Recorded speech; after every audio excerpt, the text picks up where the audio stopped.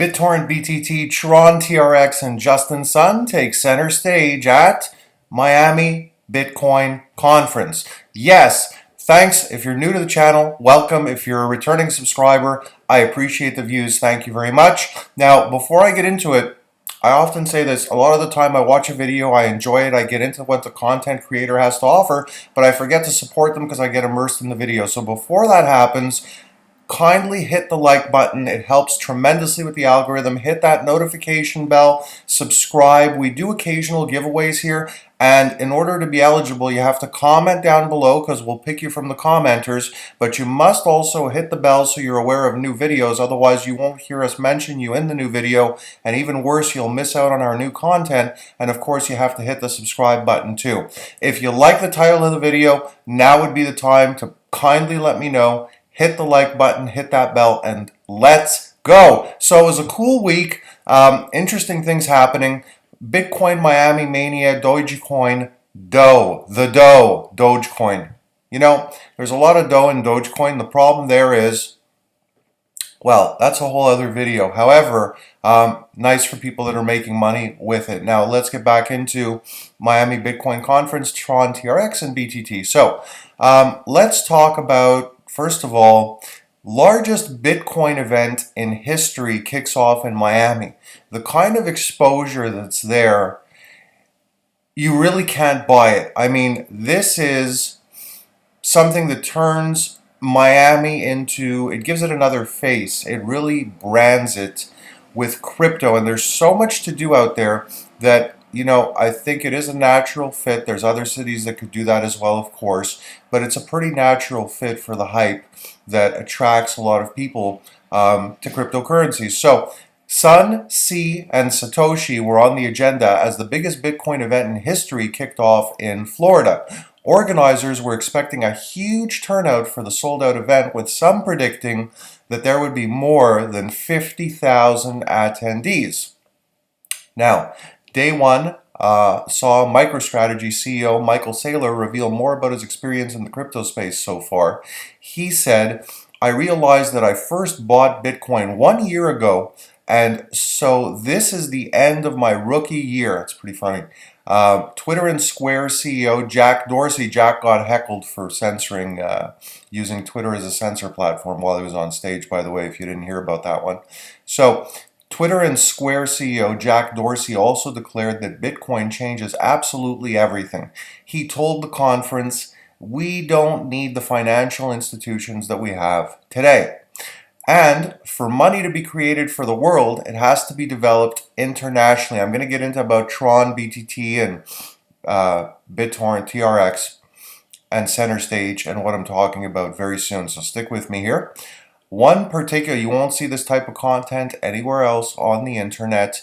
One particular eye-opening onstage discussion came from Brian Brooks, a former regulator turned CEO of Binance US. He said, "If you've never worked in a big bank, you have no idea how bad the problem is." Well, I think a lot of you have an idea, because I don't think you need to work in a big bank to know how big the problem is. All you need to do is be a customer and need simple things done quickly that end up not getting done quickly, even though they are so simple. So, it's Matty Greenspan versus the Maxis at Shit Show 2021. For many, Bitcoin 2021 in Miami is, for many, read that wrong. Bitcoin 2021 in Miami is the first physical event for many since the coronavirus pandemic began enabling celebrities, cryptographers, and CEOs to rub shoulders. Alas, you can't please all the people all the time. Quantum economics founder Matty Greenspan had tweeted an innocuous comment about how Bitcoin 2021 was set to be the biggest crypto conference ever. When I talk about BTT and TRX today, I promise you it's something that everybody missed, even though it was pretty obvious.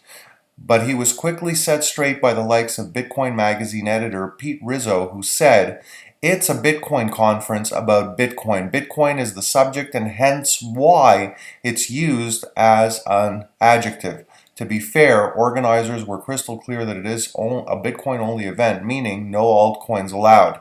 Well, you know what? That's not true either. I'm going to get into it in a minute. So But as DeFi Pulse's founder Scott Lewis pondered, is it really possible to go for 2 days without talking about Ethereum? Well, is it really possible to have 50,000 people that are interested in Bitcoin and by default are interested in cryptocurrency? Is it possible for them to be gathered there like a big herd of sheep and be forced to only talk about Bitcoin? Are they being censored? Is the article implying that they're trying to centralize a decentralized agency's narrative at a gathering of 50,000 people? Do you think that those 50,000 people, there's not a good percentage of them there that are interested in maybe discovering other altcoins like Tron or Bittorrent? Although the party's in full swing in Florida, the fact that Bitcoin has been struggling to break 40,000 will undoubtedly have put a dampener on the proceedings. There's no need to have a dampener there. That's a currency that, in my opinion, not investment advice, will eventually get to 100 grand. I don't think it's going to take 5 years to do that. I think it'll happen in 2-3 years. The currency is going to trade range bound, like I've been saying for many months. I said it before the crash. It'll trade between 30 to 45,000 the rest of the year. I'm going to get to Tron, TRX, and BTT very soon. He also maintained that Bitcoin's bull market appears to be intact, with a $100,000 price target more likely than a retrace to 20,000. Alas, not everyone agrees with McGlone's prognosis following the worst May for Bitcoin price in 10 years, with JP Morgan strategist Nicholas Panegurtsoglou. You could tell that these articles are spontaneous. I didn't practice the name. All right, I'll go on before I butcher it more. Writing in a research note that weakened institutional demand could drag BTC below 30,000. Feast or famine on Dogecoin as Coinbase pump triggers whale's return. Yeah, because Coinbase said all in, let's go. You can get your hands on Dogecoin, no problem, using Coinbase.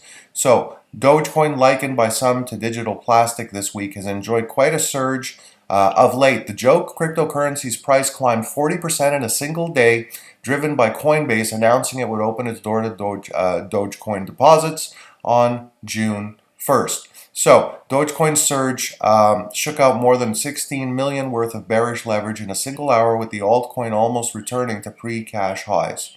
Let's check this out. I think because it's a brand, it's been around for 14 years, because of the finite supply, it, meaning Bitcoin, has sort of won the game, sort of won the store of value game. Well, I think that's true. So I always share my sources, Cointelegraph. Now, here's the thing about Tron and BTT. When you have that many people in a place that are interested in Bitcoin, they are going to be thinking altcoins. There's going to be natural networking that takes place, and you're going to have a lot of people talking in there about altcoins, and the conversation will put, and thus the title of the video, Tron and BTT on center stage, because a lot of people will be talking about it with people that didn't think about it so deeply. This will raise interest, because anytime you have so many people interested in a specific topic, and not in a chat room on the internet only, but actually in the flesh, in person, personalities rub elbows, people have a good time together, and altcoins get boosted because people talk and share their opinions. They get into conversations that they normally wouldn't have in a way that is sometimes not possible on the internet, thus putting altcoins like Tron TRX, Bittorrent BTT center stage at the Bitcoin conference without them being there, even though it's not a altcoin conference, which I think was really nonsensical the way that they ended up putting it. So it's today, by the way, it's June the 7th. It's right now 8:09 a.m. Eastern Standard Time. I'm going to post this video today. I was thinking of also getting into the Elon and what are they called? I can't believe I'm blanking out here while I'm making the video.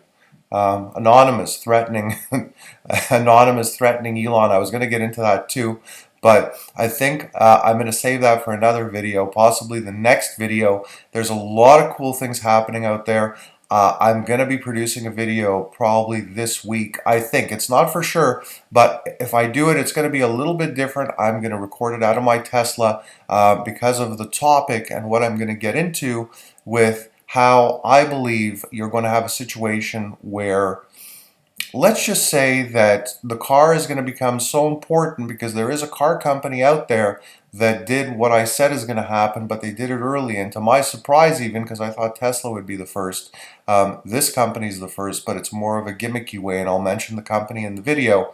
I actually had the video ready last week. My backup failed. It got deleted. I was really aggravated, so I have to re-record it. But a lot of the time, when you're forced to do something, like I often mention in videos, you produce even a better situation, and I got the idea of maybe doing it out of my Tesla. Anyway, thanks for watching. Enough of that. And as usual, I hope this finds you healthy, happy, and I will see you on the next video.